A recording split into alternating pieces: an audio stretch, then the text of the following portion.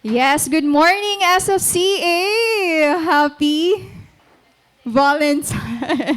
Happy Hearts Day pa ba? Kung ano pa man na yan 18. So lahat na ba naka-receive ng love box sa Jeff Wrights?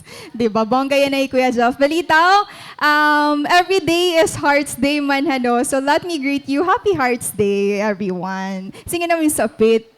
Kumusta ang Valentine's Day? Yes. Siyempre, kadadamo natin naging activity, ano? And siyempre natin mga single people, wag, hello, no, papasa na all na lakatan mga activities ka at church. Pero don't worry, I got you guys. Naton message na para inihai yung atanan. Ilalaban natin ng ating singleness. Balitaw, for all of us, I know, we still di kita love month. And then let's connect, ano, kung ano ba nga klase and love. Kay for sure, damo and love nga adahai mo nga gusto mo i-express. Tama ba? Uy, waray na. Naubos na.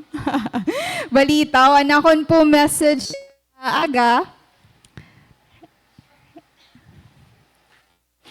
As entitled, A Heart That Obeys. Ada po Jonah 1 verses 1 to 12. Again, if you are there, durungan po kita pagbasa. Akong passage, Jonah 1 verses 1 to 12. Verse 1. The word of the Lord came to Jonah, son of Amittai. Go to the great city of Nineveh and preach against it, because its wickedness has come up before me. But Jonah ran away from the Lord and headed for Tarshish. He went down to Joppa, where he found a ship bound for that port. After paying the fare, he went aboard and sailed to flee from the Lord.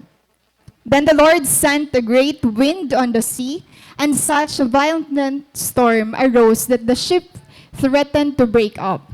All the sailors were afraid, and each cried out to his own God. And they threw the cargo into the sea to lighten the ship. But Jonah had gone below deck, where he lay down and fell into a deep sleep. The captain went to him and said, "How can you sleep? Get up and call on your God. Maybe he will take notice of us."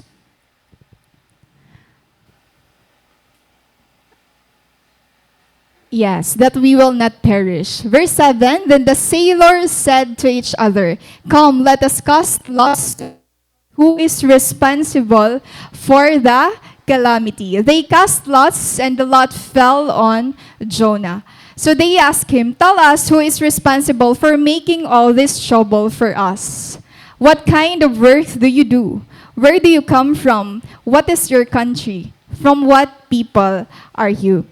He answered, "I am a Hebrew, and I worship the Lord, the God of heaven, who made the sea and the dry land." This terrified them, and they asked, "What have you done?" They knew he was running away from the Lord, because he had already told them so. The sea was getting rougher and rougher, so they asked him, "What should we do to you to make the sea come down for us?" "Pick me up and throw me into the sea," he replied, "and it will become calm. I know that it is my fault that this great storm has come upon you." May the Lord bless the reading of His Word. Familiar po ba ang atong passage? Yan ang adlaw? Yes, na-preach ko na iniya maiha na gihapon. So let me share this message once again po, haiyo. So we all know that love involves obedience. Natuod ka ba? Yes. Obedience bugto is essential to our relationship with God. Of course, kita nga mga Kristiyano, part na haaton ang pag-obey, pag-submit han will ni Lord. And kung may daman kita perfect example of obedience, sino man iton? He Jesus, of course. Throughout His earthly ministry, He Jesus talaga and consistently nag-submit han will han Father. And because nakita ini naton kan Lord, this is also something na maupay nga ma-discover or ma-cultivate naton nga ma-develop ha aton mga kinabuhi. So let me start our passage. Di ba, verse 1, naya kandida, the word of the Lord came to Prophet Jonah, son of Amittai. So nasaring hi Lord kan Prophet Jonah, go to great city of Nineveh and preach against it, because its wickedness has come up before me. So hinon aton character bugto, hining a story, we have Prophet Jonah. According to 2 Kings 14 verse 25,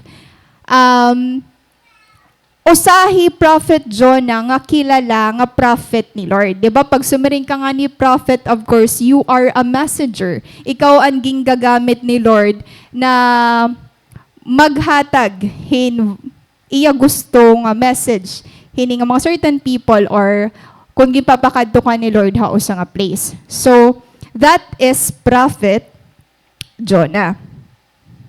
Prophet Jonah, o sa gihapon hiya nga kilala as a runaway prophet. May daw di na nagdidinuro dalagan hayo. Or a reluctant prophet. Sugad iton hiya kakilala nga propeta. Tagalog. So Jonah was a prophet from the northern kingdoms. Syempre, ha Old Testament, damo nga mga prophets and aton makikilala. So, Prophet Jonah, usahiton nga I know kilala naton nga tanan kasi again, known hiya as runaway prophet. Paano ba hiya naging runaway prophet? So, according han aton passage, na the Lord has a special work for Prophet Jonah. Ano ito nga special work? He received direct revelation about his mission. Tungod prophet hiya, may dahil Lord ginhatag nga mission para kan Prophet Jonah. Kaya lang, ano daw laan niging problem? Kay medyo diri na himo ni Prophet Jonah ang ginpapahimo ni Lord haiya. That is, of course, a call to repentance. Ang siya ini ang gusto nga mission ni Lord para kan Prophet Jonah mga Ninevites or mga tawhan Nineveh.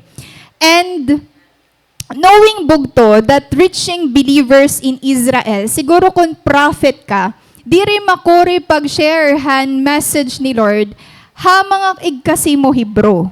'Di ba? Igkasi mo mga katawhan.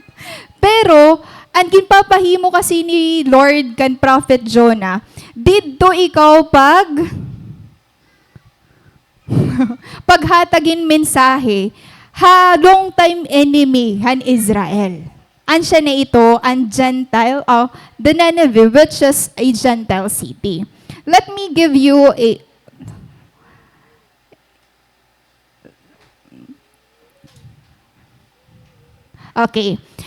let me give you a background about the city of Nineveh. Bangin man lang may dataga Nineveh mga Ninevites dide. So kung makikita niyo ang city of Nineveh, it is a notable city in the Bible. Usa ito yung capital city of Assyria or the Assyrian Empire. Di ba familiar kita ang Assyrian Empire? Familiar kita ha Old Testament ang mga Babylonian Empire? Yan na bugto ang Nineveh. Usa ito yung capital city of Assyria. Pag sumaring ka nga ni capital city of Assyria, its city of Nineveh, usa ito yung large and prominent city. Anong karigsingon? Pag sumaring ka nga ni prominent, famous, dako, importante. Sugad ini an iya status during that time. Now, yan na, Nineveh, according han akon mga research, located na kuno hiya modern Iraq. So, bangin makabisita ka mo, di danat niyo makikita. So God wanted Jonah to go because he saw their wickedness. Nakita ni Lord nga grabe na ang mga ginihimo nga sinhini ng mga tao and demands the specific warning and judgment of God. Tungod nakikita na ni Lord nga grabe na ini ka makasasala nga mga tao, kundi hira magre-repent, may judgment nga maabot. So, bago umabot ang judgment, gusto anay ni Lord ig-send hi Prophet Jonah para ang mga Ninevites magrepent hirahan ira mga sala. Sumunod kaya hi Prophet Jonah. So again, an siya ini ka-prominent ang city of Nineveh. And may dakita two reasons kay ano waray sumunod hi Prophet Jonah. Kay ano naging run away hiya? Kumadto ba hiya ha? Nineveh. Let's look at Nahum 3. Nasiring mandida, woe to the city of blood, full of lies, full of plunder, never without victims. Kung gusto mo pa mag-go on, Nahum 3 verses 1 to 4, an siya ito ang pag-describe han city of Nineveh. So imagine la, it's a city of blood, full of lies, full of plunder, never without victims. So karigsingon, ungod talaga ang ginyayakan ni Lord, nga grabe na ang wickedness hini na city, where demands specific warning and judgment of God. Siyempre, kung ikaw hi Prophet Jonah, knowing nga prominent city an imo kakadtuon, or makaharadlok nga city, diri mo pa mga katawo, diri ka pa taga didto, tas an imo pa gudigyayakan nga message about judgment. Diba?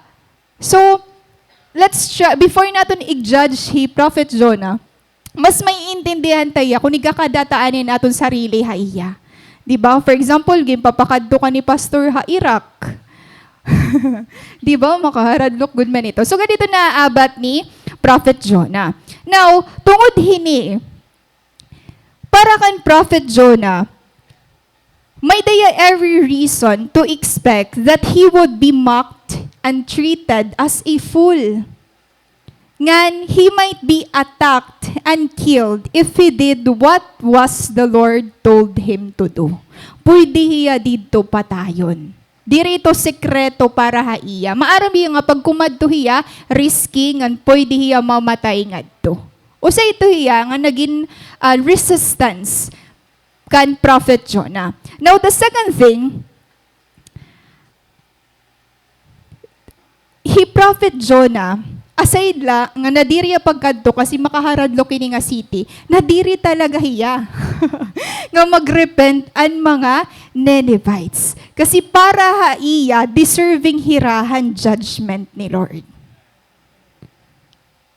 Diba?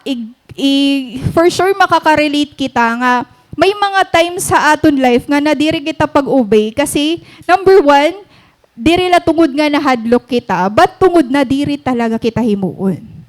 So gadito bugto ang nangyari kon Prophet Jonah. Risky na nga ni an pakadto, diri nagadlakti kadto, deserve man nga ni nira ang judgment. Asya iton mindset ni Prophet Jonah. Kaya anon iyagin himo. Take note that Dakon may picture. Nasiring man na verse 3. But Jonah ran away from the Lord and headed for Tarshish. He went down to Joppa, where he found a ship bound for that port. So, ang nangyari din ibugto, waray nag-agree hi Jonah, hagin papahimo ni Lord haiya. Ngain hiya kumadto, dumalagan hiya. Balit kumadto hiya pakadto ha, iba nga lugar. Ngan it Tarshish, kung mapapansin niyo, harayo talaga ang ira distansya. Because it Tarshish was about as far as you could go west. While an Nineveh naman, nga dihiyaha, east. So imagine di dabugto, ang naiisip ni Prophet Jonah, diri an harapit nga city an iya kakaduon. Kasi possible pa hiya maagian ngadto. An iya notion, gusto ko talaga diri maagian ni Lord. Ngadto ako han pinakaharayo nga city. And that Tarshish, adin hiya coast of what is today Spain.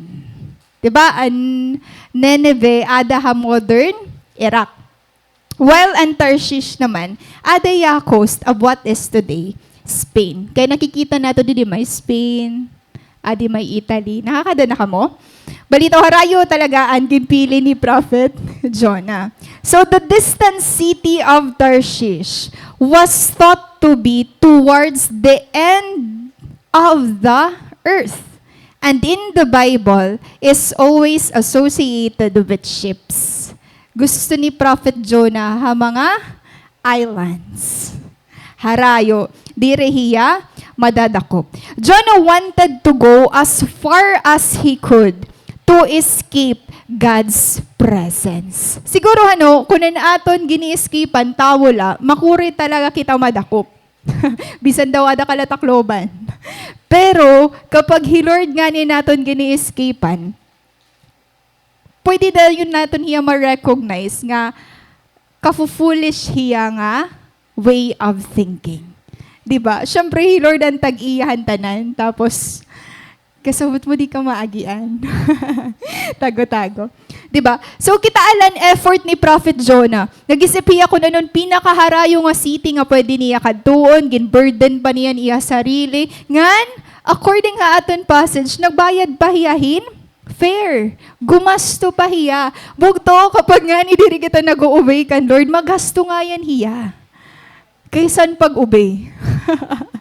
Di ba, hiya pa mismo nagbayad. So, syempre, kapag nga ni may daka nagagawas, na imogin effortan, bagan may pride ito ha aton nga, ay, ginhimo ko talaga yun hiya. But, asyanin na inabom. Ha verse 3, ang pag-escape ni Prophet Jonah, pakadto ha Tarshish, we don't doubt that Jonah felt like going to Tarshish kasi may tinatawag kita nga mga impulses. Siyempre, pero yan nga nababasa na natin ang message. Makakayakan kita nga wrong talaga ang move ni Prophet Jonah.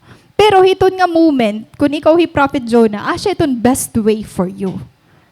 And even us, di rin natin iniig sa parita aton, para aton kapag gusto natin mag-escape, asyan best way para aton. Ano ba ang impulse?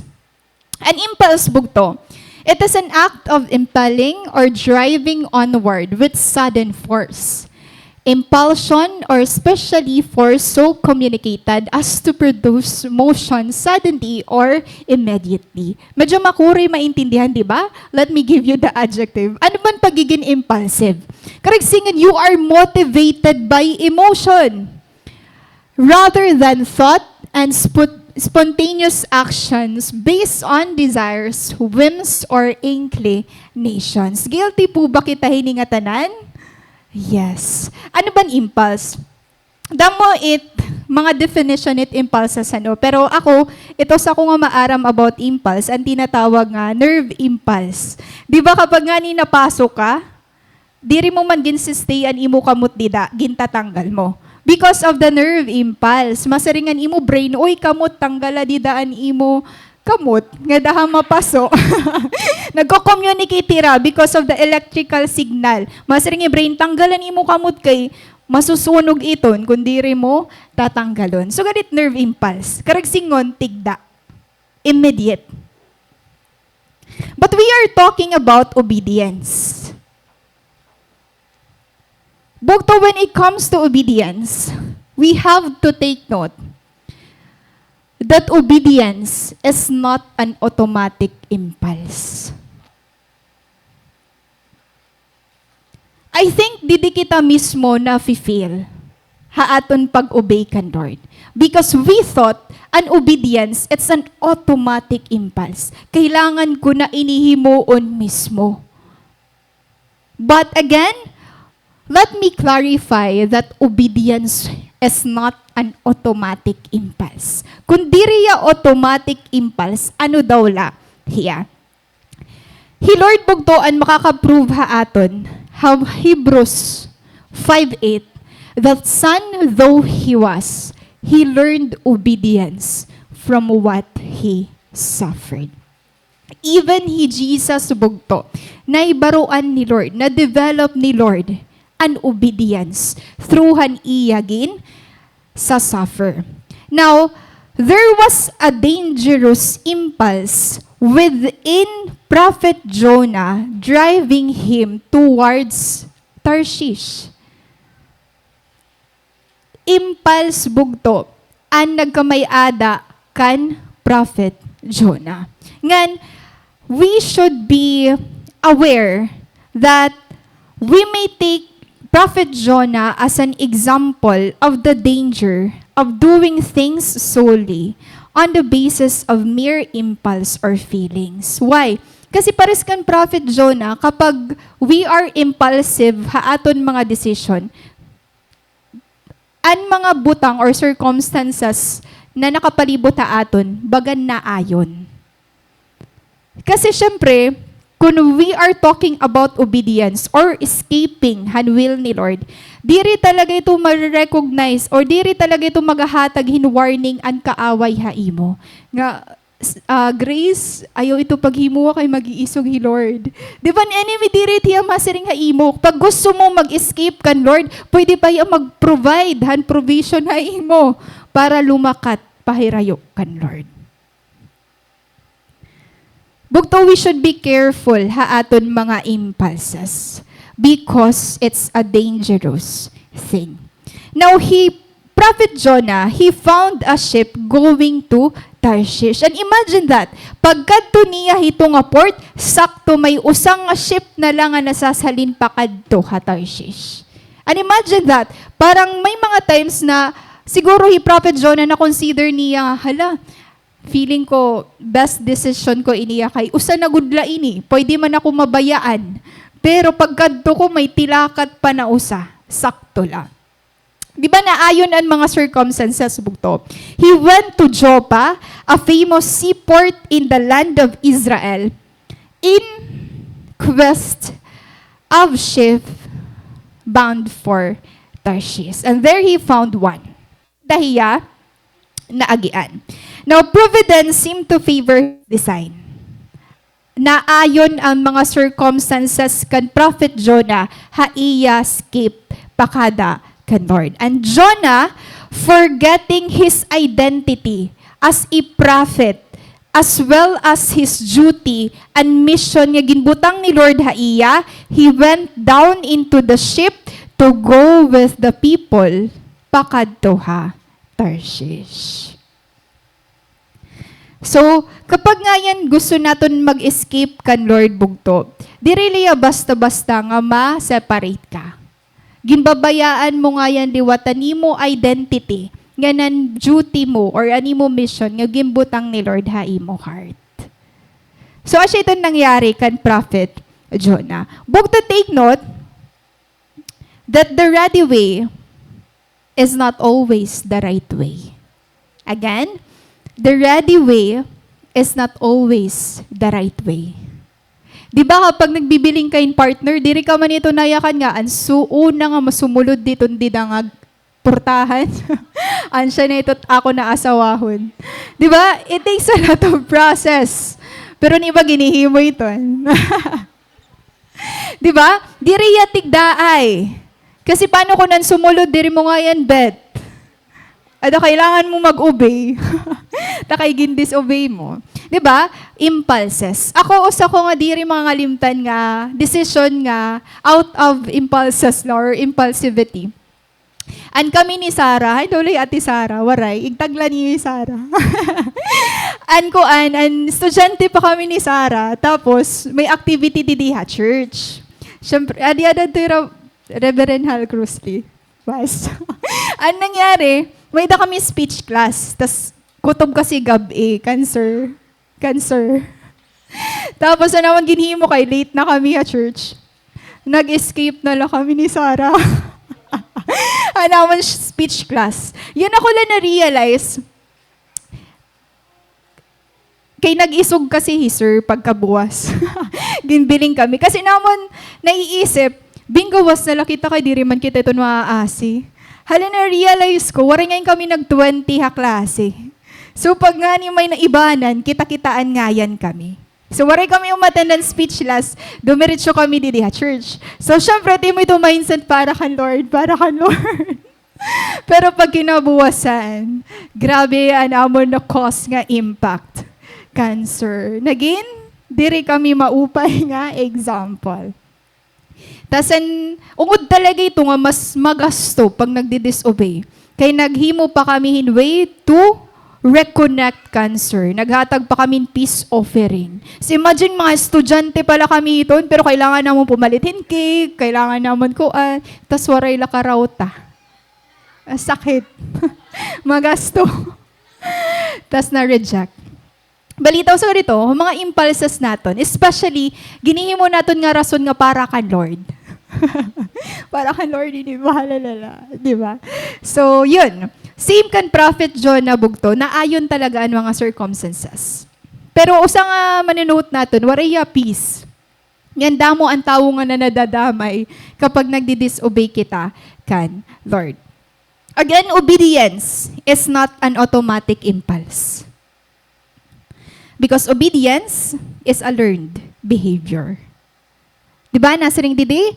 Jesus learned obedience from what He suffered. Kaya ano daw la, that obedience is a learned behavior. We have to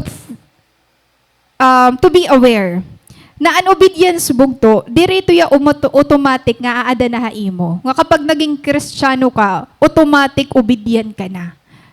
Kita makakayakan kita na not all nagiging obedient talaga ita hanwil ni Lord. Because obedience, nade-develop po hiya.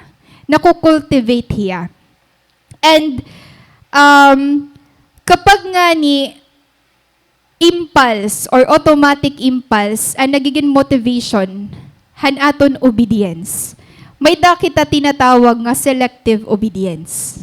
Na nagiging selective kita ha mga area na gusto naton i-obey hi Lord.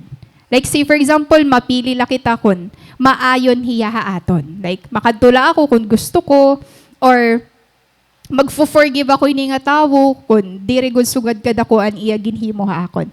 Nagkakamay ada kita selective obedience.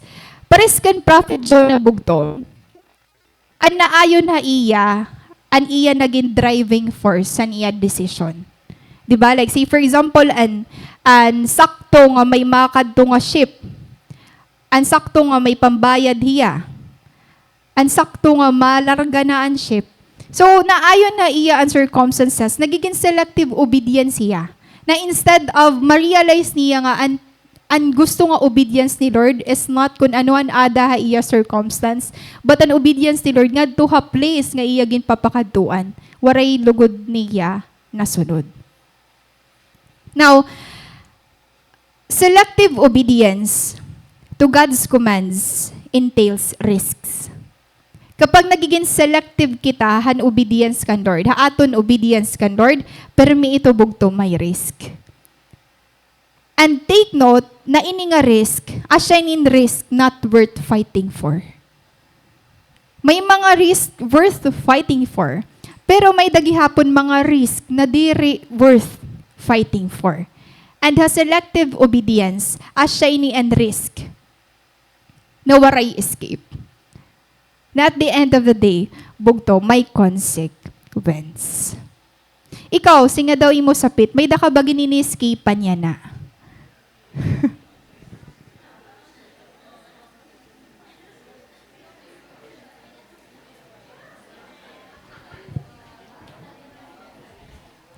Alright. Tama na. Nag-escape na. Okay.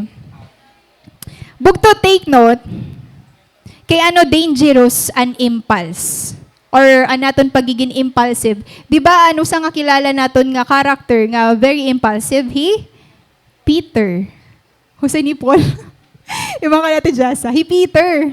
Kung ano niya gusto mo na siya talaga tiya hihimuon. Di ba? Kaya nare-rebuke hiya ni Lord. Now, bugto, an impulse dangerous hiya because para ma-deter mo kung impulse ba iniya or true obedience ba talaga ni kan Lord, it impulse may be very brave. It may appear to be self-denying, yet be wrong. Pwede hiya maging brave, pwede hiya maging self-denying, pero mali hiya. And many people, many Christians take their inner impulses and say that the Lord told me this or that. Ikaw ba, umabot ka na situation na imo life, imo Christian life, nga nasiring ka, ansya talaga yung papahimo ni Lord akon. Pero it turned out to be, diri ngayan ansya. It's a prank ko, no? Yes, it's a prank. Kakasabot mo ansya na, pero diri pa nga yan.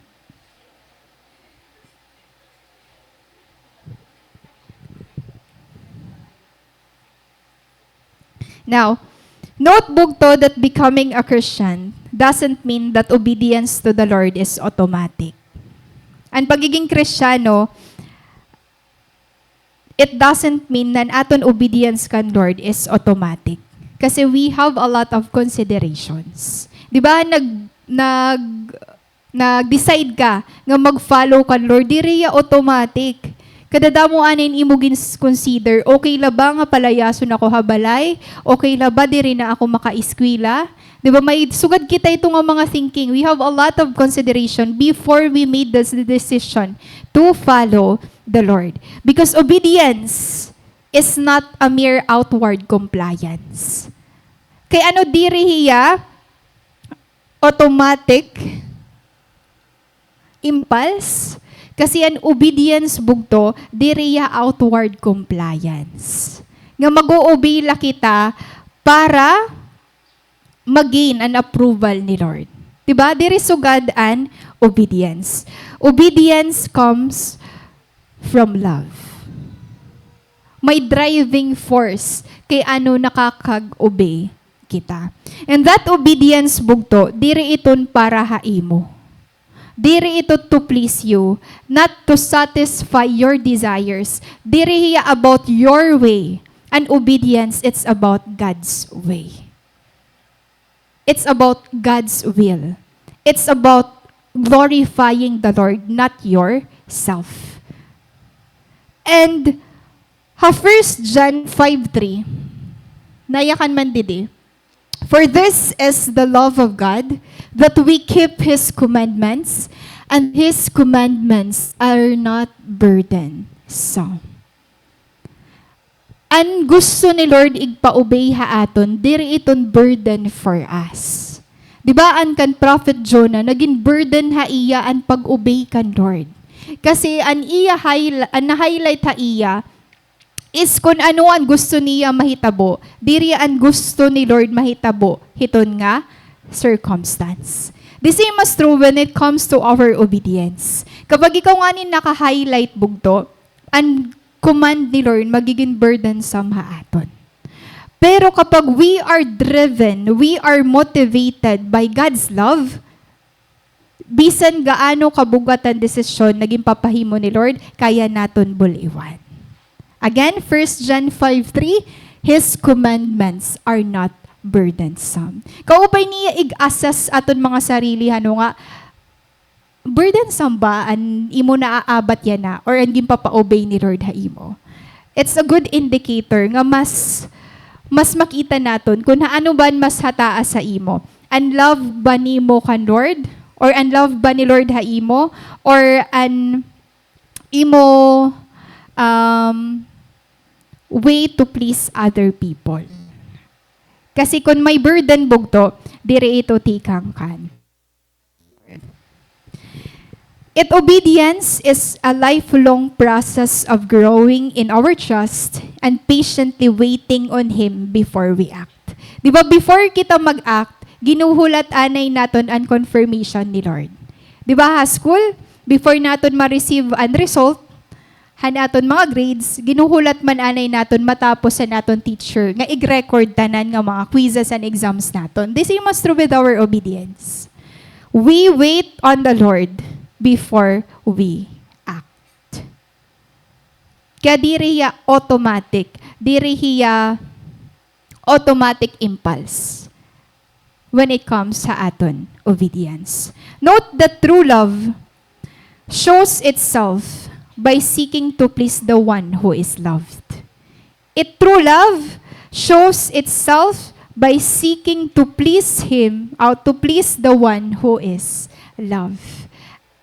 An aton motivation ha pag-love, diri ang love nga nagtitika nga aton, but ang love ni Lord para aton.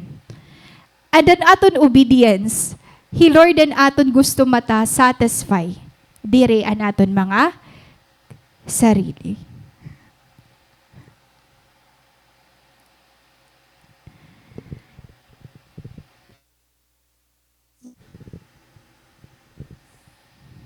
Mic check. Okay.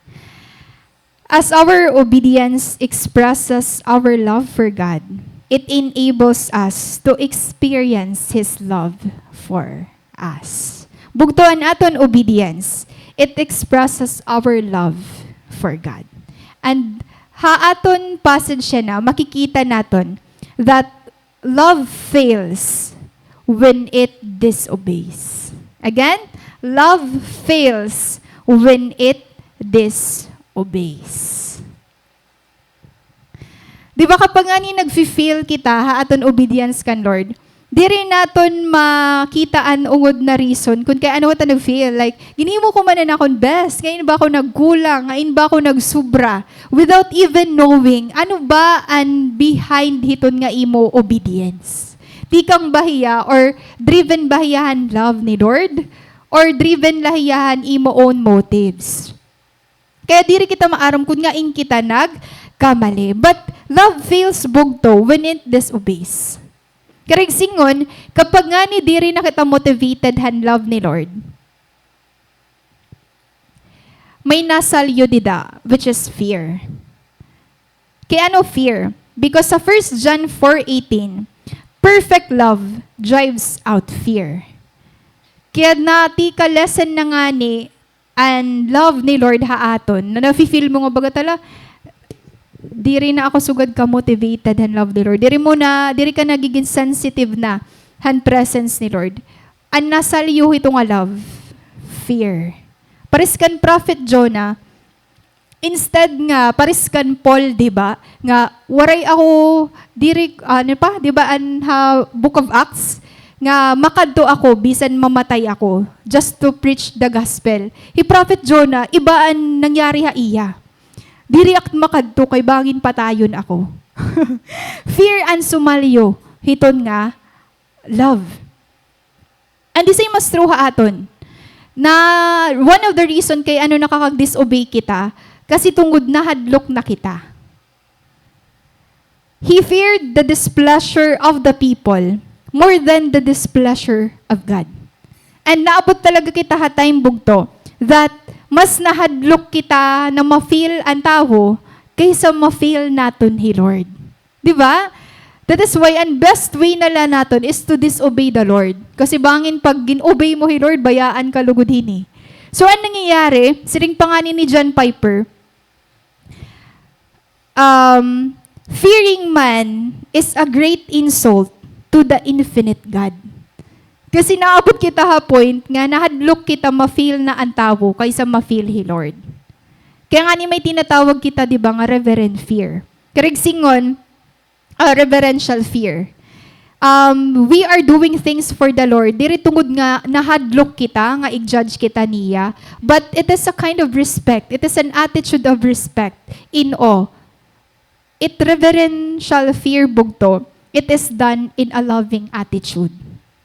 Di ba mga bata pa kita,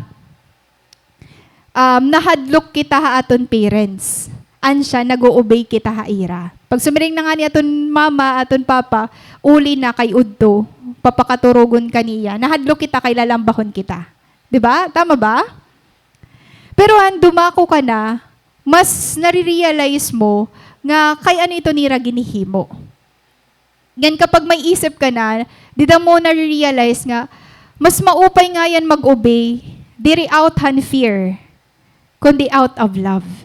Karek singon, nag-o-obey ka, diri tungod nga nahadlok ka nga maisgan, but nag-o-obey ka na kasi ginre-respect mo hira, nga diri na hira mag-alala imo.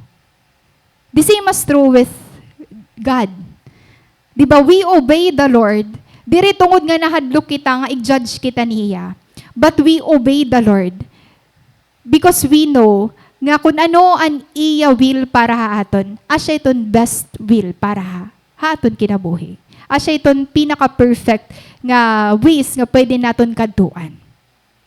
Nagiging out of love na hiya, diri out of fear. And again, love fails when it disobeys. That is why fear bugto. Reluctant natin makikita kan Prophet Jonah. Praise. So ano natin kailangan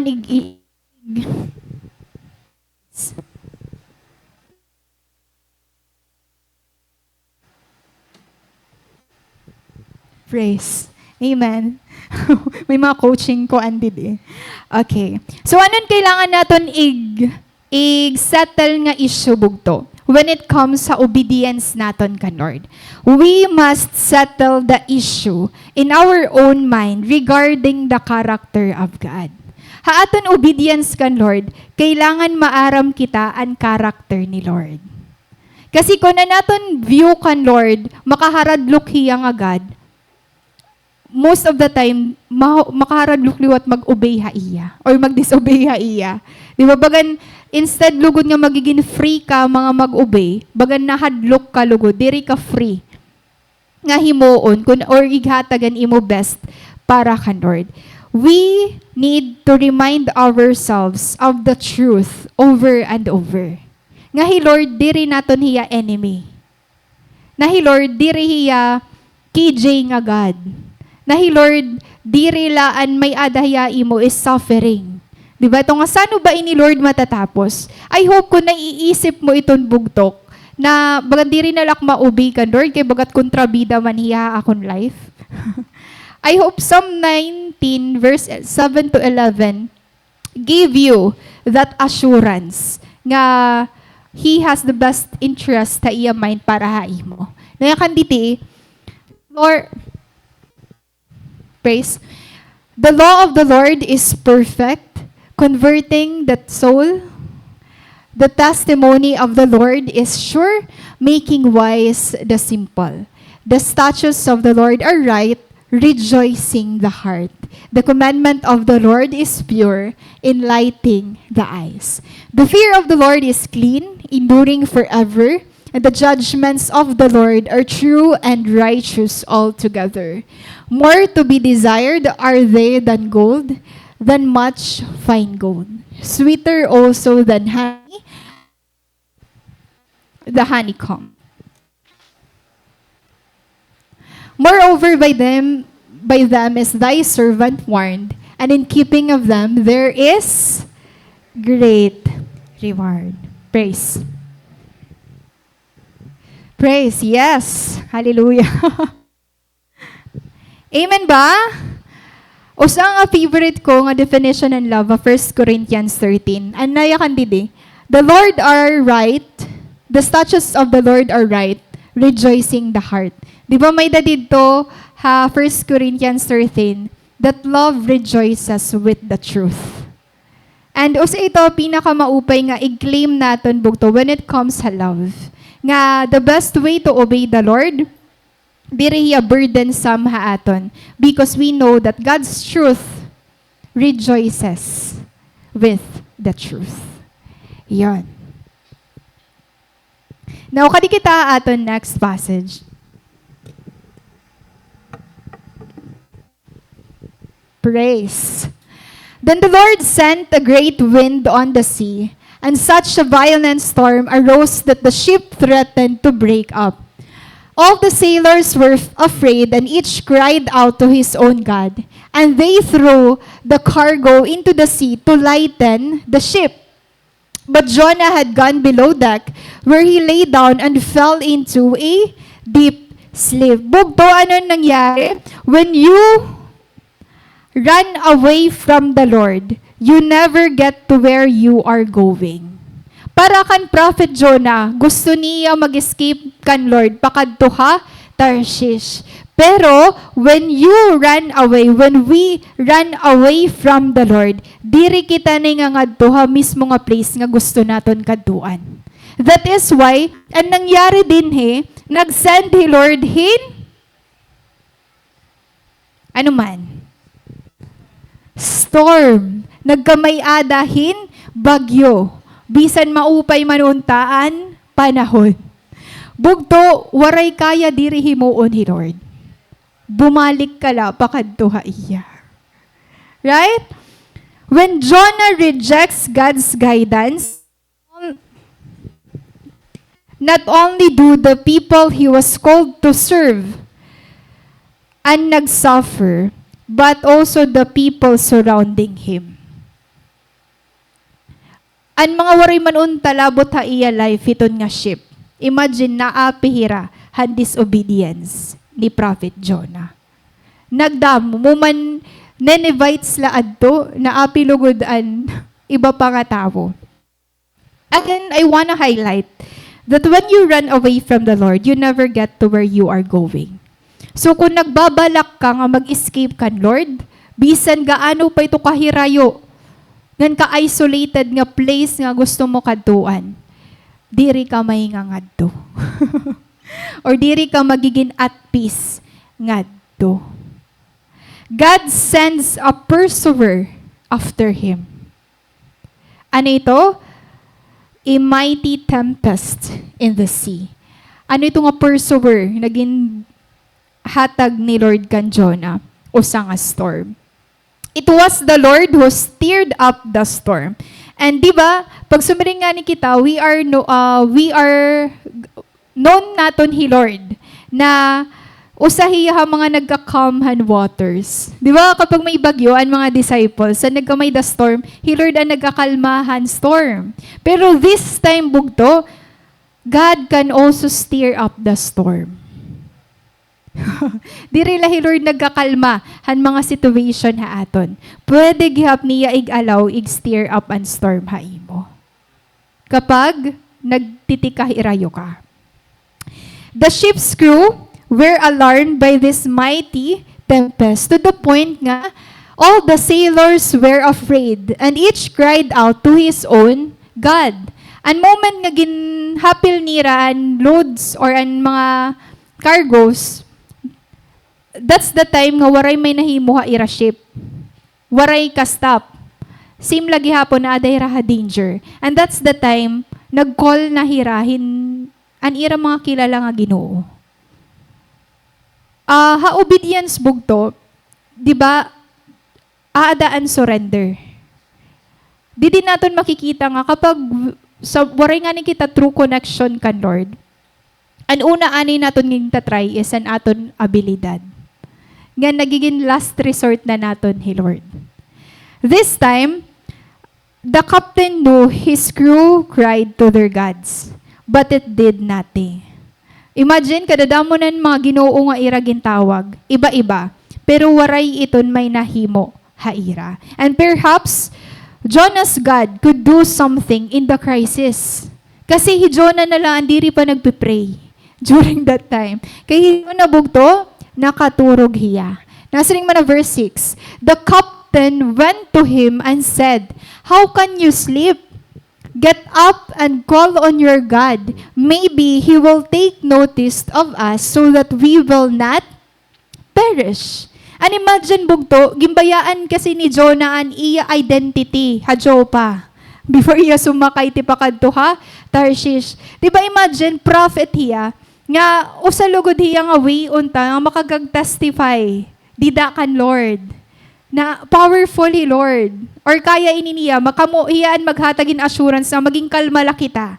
Pero this time, ang dapat lugod nga tagan concern, or ang may concern unta, ang siya lugodan unconcerned.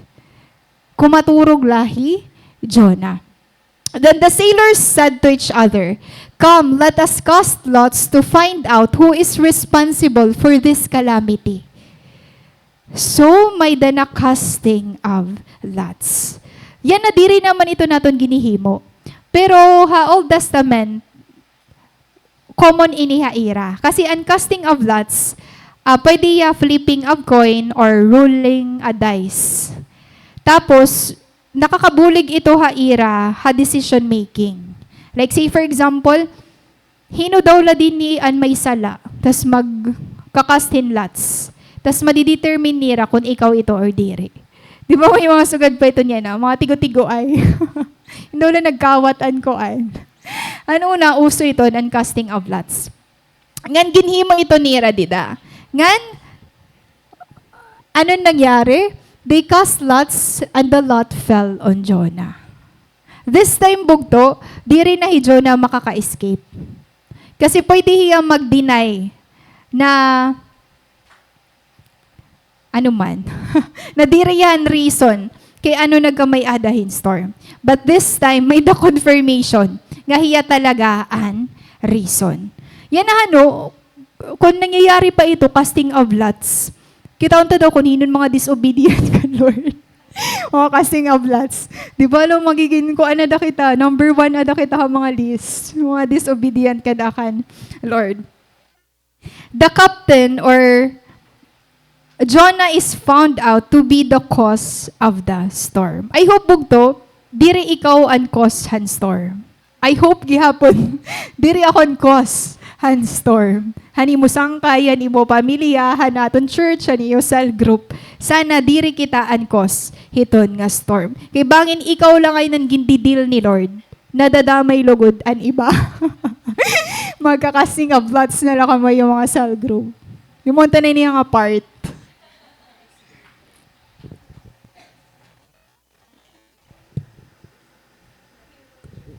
Funny ano, nasa ring manan captain. So they ask him, tell us who is responsible for making all this trouble for us.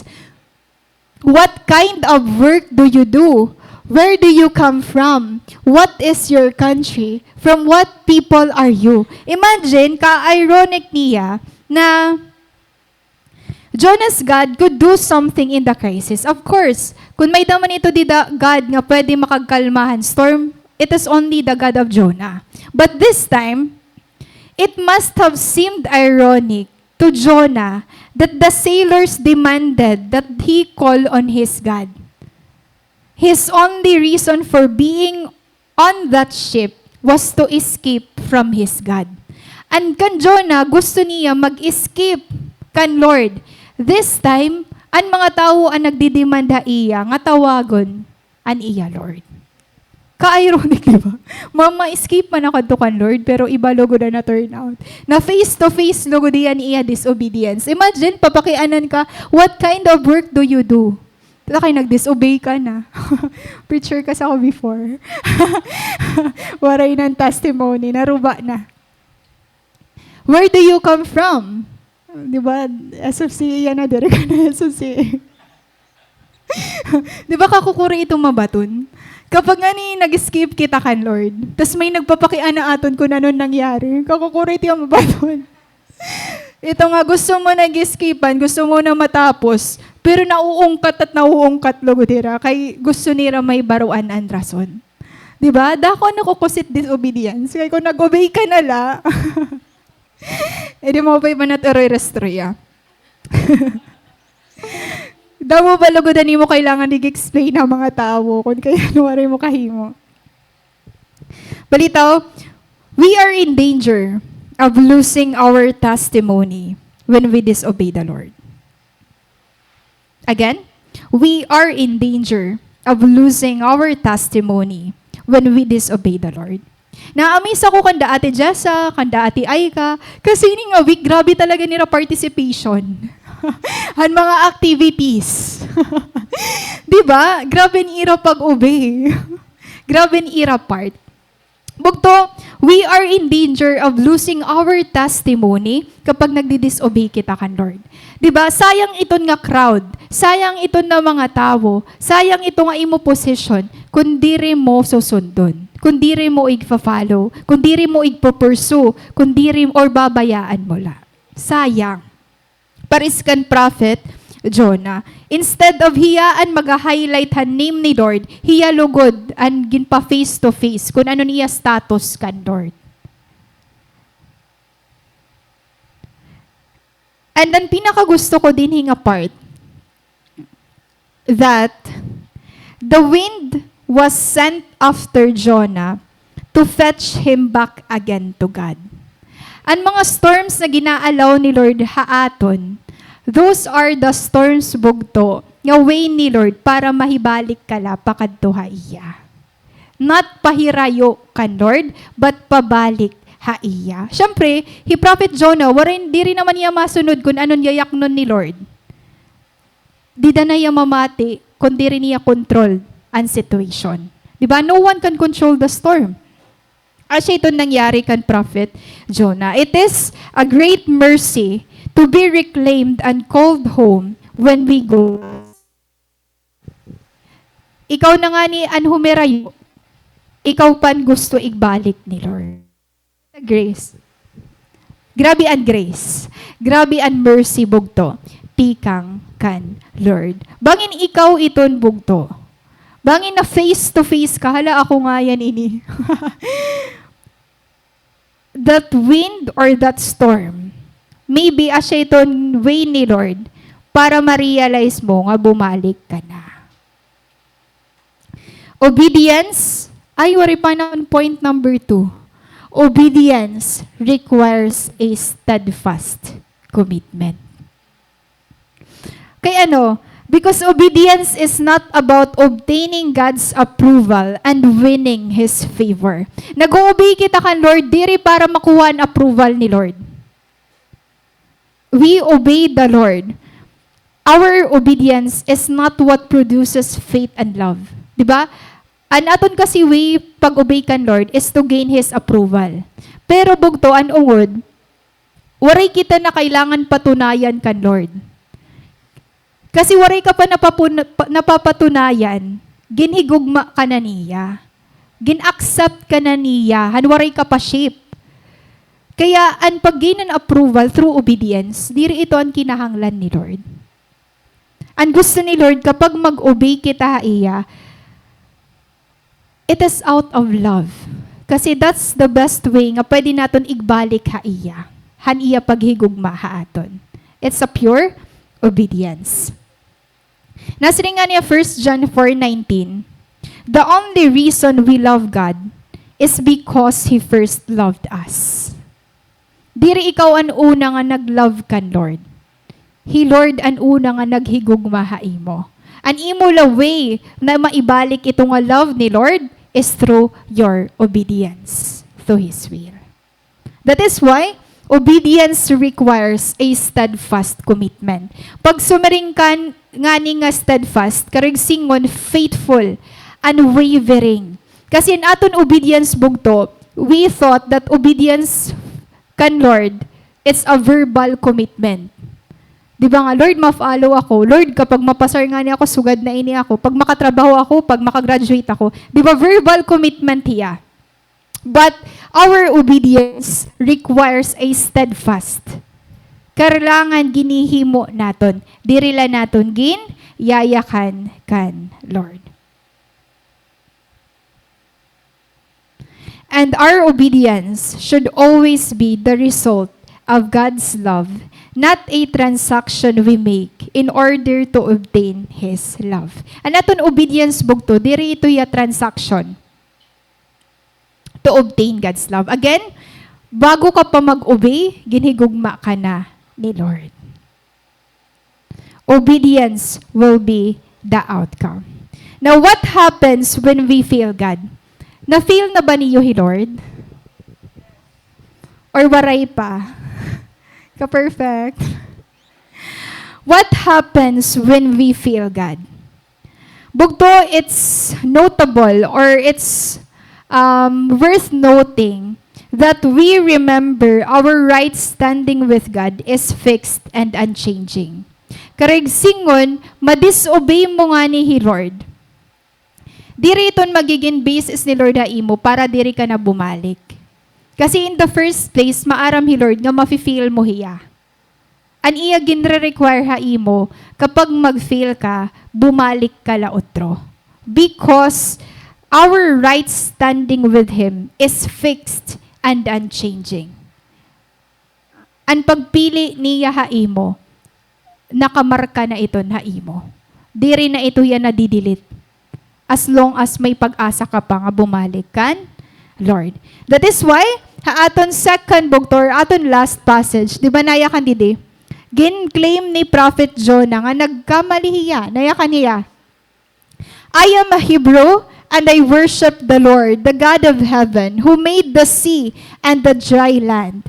This terrified them, and they asked, what have you done? This terrified... They knew he was running away from the Lord because he had already told them so. And verse 11, the sea was getting rougher and rougher. So they asked him, what should we do to you to make the sea come down for us? Pick me up and throw me into the sea, he replied, and it will become calm. I know that it is my fault that this great storm has come upon you. Ano nangyari, bugto? Igahapil na lahiya. Ka-ironic it life ni Prophet Jonah. Kaya there is always a price to be paid for disobedience. Kaya nga ni, di ba, Jeremiah, nayakan dito, obedience is better than sacrifice. Kaya kung nag-obey laon tahiya, waray na lugod unta life nga mahahapil. Waray na unta life nga igbubuwis. Kung nag-obey lahiya in the first place. But kay nag-disobey man hiya bugto, there is always a price to be paid for disobedience. And disobedience is always costly when we don't do the right thing. Ang aton obedience kan Lord, actually, costly gihapon hiya. Pero mas costly bugto ang aton disobedience pakada kan Lord. Jonah was willing to sacrifice his life to save everyone else on the ship. Ang gusto man laon nga purpose ni Lord is to proclaim the message sa mga Ninevites. Pero this time, may kailangan lugod magbuwishin buhay. An iya palugod sarili. Diba? Impapag-preach ka la, pero yan na, igsasacrifice ka na. Tungodan mo disobedience. Imagine that. Ka-ironic, no? Nga, ginpipina-worst nato ni mga bagay-bagay kapag diri kita nag-o-obey kan Lord. And yes, obedience is not always easy, as it may involve sacrificing our own desires, overcoming temptations, and preserving through challenges. Kaya atong third point bugto,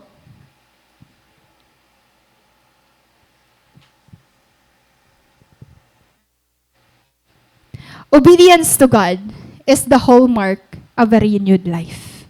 Again, obedience to God is the hallmark of a renewed life. Sana, an example bagto ni Prophet Jonah, iya disobedience, maging example nato nga maging obedient kita more kan Lord.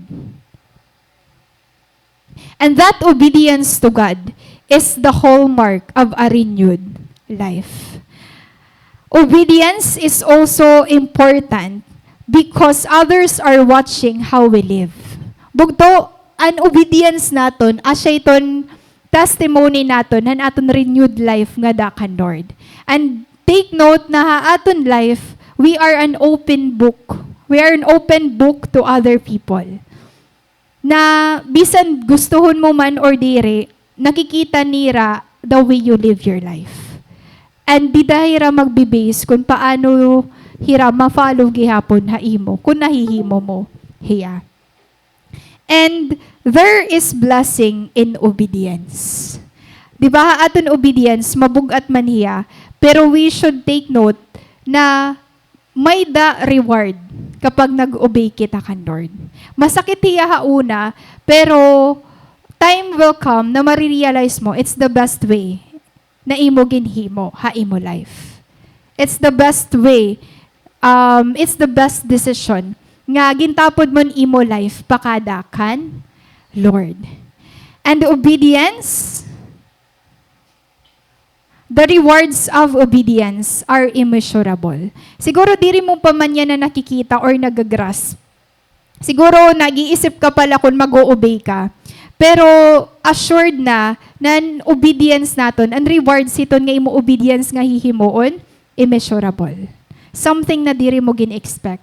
Something that will surprise you. Something that will amaze you. Something na marirealize mo nga no one can do that, only God. Anong pinaka-key? Obedience. And siguro ako, makaka-testify ako that there is blessing in obedience kan Lord. And it's the best decision. Yun. Kasi when I work, nag-graduate ako as a nursing student. Also, nagsistart ako on Christian life. As a nurse talaga, waray ka ibang tatrabahuan kundi hospital. 'Di ba? Pag sabihin ka nurse, makain ka man hospital. Or may tagadliwat public health. Pero maa-assign ka ibang lugar. Like for example, kung summer, like ang first offer ako na San Jose de Buwan. Hala, kararayo. Ay nalakita iton. Susugad na iton, imo, hospital or public health. But, Lord talaga, may mga ways talaga yung igsusurprise ka. Depende kung gaano ka kawiling, i-take itong obedience. Naalala ko kasi, nag-start ako pag-work private hospital. Di ba, St. John, Tabukhan, Plaza. Tapos, naidad to Jesus Reigns. Tapos, syempre, nag-worship hirangad to Plaza. Tapos, si Iday, nagsiswero ako do kayo may dako pasyente. Kakukuri pa na niya ugat. Kaya gusto ko ito magkita, tapos mag-worship, laliwat ako. Pero my friends know talaga, they knew kung gaano ako nag-inukoy nga do, nga haros naging balay ko na lahat hospital. But it takes a lot of courage to go out hito nga comfort zone, nga tubtub ka la dida. God will offer a lot of opportunities sa iman. Who would have thought, di ba? Nga as a nurse, pwede ngayon ako magtrabaho nga working days.